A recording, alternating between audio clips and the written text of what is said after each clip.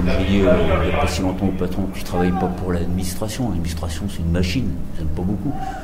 Tu travailles pour que le boulanger puisse se lever à 4h du matin faire son pain, pour que la nana de chez Auchan elle rentre de son service le soir tard à 11h sans trop être emmerdée. C'est pas une science exacte, mais en gros tu travailles vraiment pour tes concitoyens, quoi, tu vois. Je travaillais à l'étranger, je cherchais un boulot en France, je suis passé dans une mairie, il y avait une affiche. Je me suis dit après tout pourquoi pas. Et puis quand je suis arrivé là-dedans, ça a été très dur, c'est vrai, ça a été dur. Mais j'ai trouvé des mecs super, mais même parmi les détenus. Donc en vérité, tu dis comment tu peux finalement serrer la main à un bandit, là, tu sais, discuter un peu avec lui dans le bureau, désamorcer les situations, machin et tout. Puis le lendemain, bon, moi je suis gradé, je vais pas dans un mirador, mais tu vas être sur du mirador, le type, tu auras fait les sommations, tu ouvres le feu. Bah oui, j'ouvre le feu, parce qu'en vérité, c'est le contrat.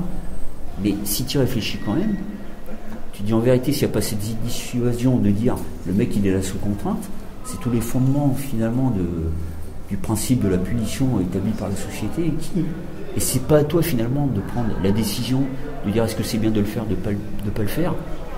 Tu t'en remets finalement aux gens élus par tes concitoyens. Parce que c'est la règle du jeu. Quelque part, je vais te résumer le truc, t'es un soldat, quoi.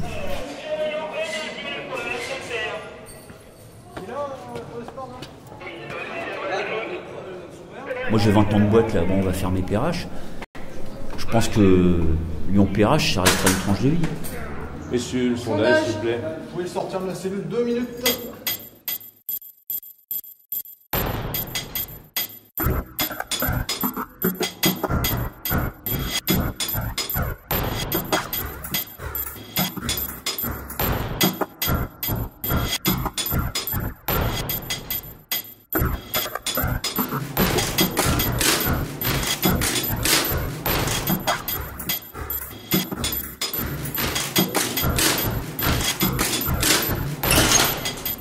Sondage, monsieur. 7h.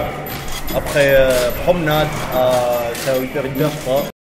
Tac, promenade, après ça rentre, un petit café, une petite clope, parloir, après ça zone un peu, tac, après ça rentre, ça gamelle, ça roule un petit Amiens, gros Amiens, ça se calme, ça sort en promenade, ça refume encore un gros Amiens ou deux, ça jecte un peu, ça regarde un peu s'il y a des arrivantes, 5 heures ça remonte, ça se cale un peu, ça banave un peu le chariot, tout ça, là, s'il y a une bonne assesse, ça va bien, tu vois. Et après ça jecte un peu, et après ça se branche, ça récupère le portable, et ça passe la soirée.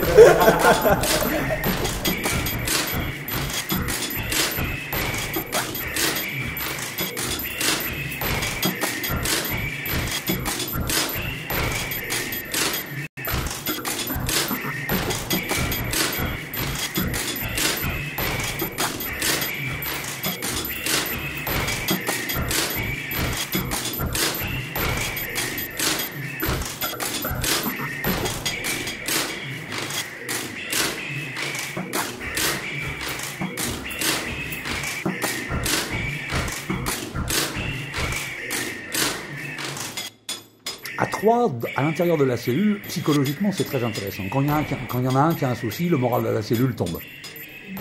Quand il y en a un qui est content, le moral de la cellule monte. Il y a une intimité, il y a une proximité. 3 dans 9 mètres carrés. On se frôle tout le temps. Ce que l'autre ressent, on le ressent, ça va très vite. Une ambiance dans une cellule, c'est assez étonnant à regarder. Elle peut avoir des hauts, des bas, mais on l'aperçoit physiquement. Évidemment, de temps en temps, il y a une embrouille. Il suffit qu'on se lève un matin, on a un souci, on a une mauvaise nouvelle, l'autre, ah putain, t'as encore pris la plaque, tu fais chier, tu l'as pas nettoyé, ah ouais, mais qu'est-ce qu'il y a? Ouais, non, mais je te le dis, fait 10 fois que je te le dis. Bon. Et, bon, généralement, les embrouilles, c'est 10 minutes, et puis ça se calme, quoi. Ça se calme. Et puis, des fois, c'est plus méchant. Des fois, ça se tape dans les cellules, ça se bat, bien sûr. Bien sûr, parce que c'est difficile de trouver une compatibilité avec deux autres détenus dans 9 mètres carrés. Moi, c'est vrai que dans ma cellule, pendant 6 jours, j'ai eu un type insupportable. Insupportable, méchant, agressif, même quand on essayait, quand le matin on disait oh, ça va, ouais, pourquoi ça irait pas, un mec hyper tendu quoi. Effectivement, je me suis débrouillé pour qu'il se barre de la cellule, parce que moi j'allais l'écraser par terre. Mais quand je regarde ça, je me dis mais merde quoi, merde, j'ai pas envie d'être comme ça. Donc quand on a affaire à des individus comme ça, il faut se protéger aussi. Et là, comment à la fois faire sa bulle de protection, comment ne pas rentrer, ne pas rajouter de la haine ou de la violence, bah bonjour, hein. C'est la quadrature du cercle.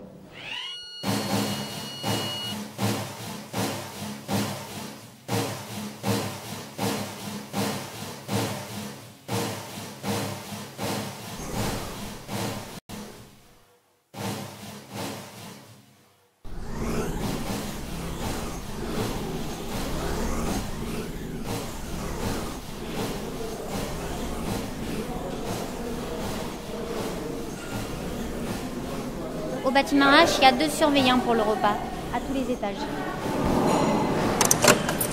Messieurs, repas, quiche, poireaux, orange, betterave, salade. J'en salive d'avance. On va prendre de la salade parce que manger salade, jamais. C'est 2 On est 3. Ouais. Et orange,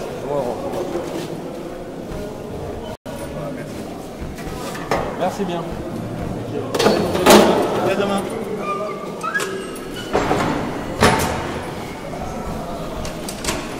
Allez, repas, messieurs. Tarte au poireau, orange, betterave.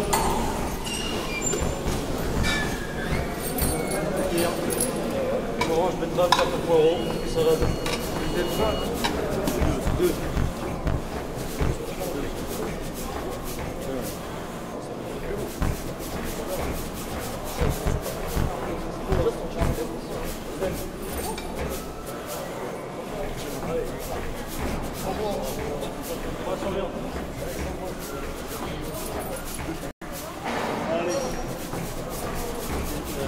Tous les soirs, on a la visite de Mr. Jingle.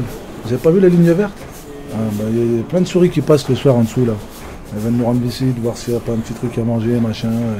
C'est particulier le bâtiment H. Puis ici, j'ai voulu bloquer un rat un jour qui ressemblait à un chat, en 2 nuits, parce qu'on est dans le noir. Hein. Et je l'ai vu arriver. J'ai fait comme ça, il m'a sauté dessus. Je te dis pas. Moi qui n'ai pas peur des bêtes, je te dis pas, je me l'en fais. Voilà, donc ça c'est le bâtiment H. Alors le bâtiment H a la particularité, c'est d'être à lui tout seul une maison d'arrêt. Il y a plus de 200 détenus. Donc il y a un rez-de-chaussée, un premier, un deuxième.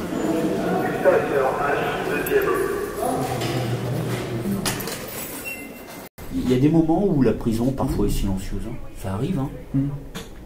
On ne sait pas pourquoi, des fois il y a des après-midi, on va au H, c'est comme un musée, quoi, on n'entend rien.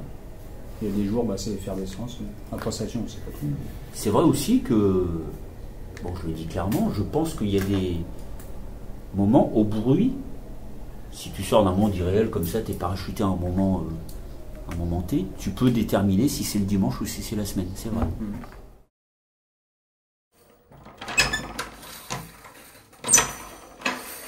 Évidemment que les choses les plus importantes pour les prisonniers ici, c'est le parloir et le courrier.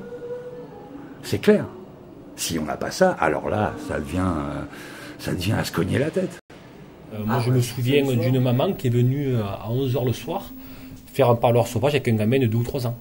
Pour communiquer avec un parloir sauvage, l'ensemble de la détention se tait. Alors bon, à mon avis, c'est plus du respect que de la curiosité. Et puis des fois, il y a des enfants en bas âge qui viennent. Moi, personnellement, en tant que surveillant, je ne peux pas téléphoner à la police en sachant qu'il y a un gamin de 2 ans. Personnellement, je ne peux pas. En tant que personnel pénitentiaire, il y a des situations comme ça qui sont très difficiles à gérer. Personnellement, j'ai eu travaillé au parloir famille pendant 1 an et demi, je ne pouvais plus y rester. Ça m'a beaucoup marqué, ces enfants qui venaient au parloir, notamment l'été, pendant les vacances scolaires. J'imaginais ce qu'ils allaient dire à leurs collègues à la rentrée scolaire. T'étais où pendant les vacances? J'étais à la mer, j'étais à la montagne, moi j'étais en prison à voir papa. Ça commençait à me peser, c'est pour ça que j'ai préféré y aller. Je préfère arrêter les parloirs famille parce que il y en a qui sont dans les parloirs famille parce que ça correspond à leur vie de famille, ça correspond à leurs horaires, ça correspond à leur équilibre.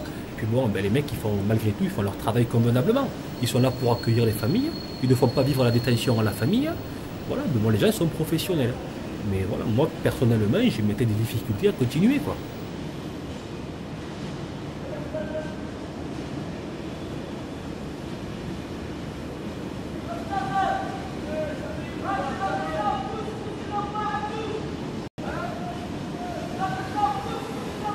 Un yo-yo, c'est une ficelle, c'est un morceau de drap qu'on enroule dans une bouteille et on fait tourner avec nos mains pour récupérer tabac, tout ce qui est tabac, tout ce qu'on peut se faire passer par la grille à la fin de la condamnation en fait. Ou si les surveillants ne veulent pas, parce qu'il y en a certains qui ne veulent pas nous faire passer les choses, on fait passer par le yo-yo. Ça s'appelle MacGyver. Le mec il met sa main et il récupère. Et après on peut s'envoyer différentes choses. Par exemple, le soir, il n'y a pas de tabac, ou il y a besoin de sel, ou une connerie, n'importe quoi. T'as pas une canette de coca, ou une tomate concentrée, machin, on envoie par le yai. Ouais, après on paye le drap, ouais. Le drap, je crois, c'est une histoire de 5 €. Mais il faut savoir que les draps, là, ils sont plus vieux que moi, les draps. Moi, j'ai 31 ans, les draps, ils ont bien 40 ans ou 50 ans, je crois. Regardez, même le matelas, il est plus vieux que vous aussi, je crois, le matelas. Ouais, regardez comment il tient le lit. C'est un livre. Autrement, le lit, il ne tiendrait pas. On est obligé de mettre un livre en dessous.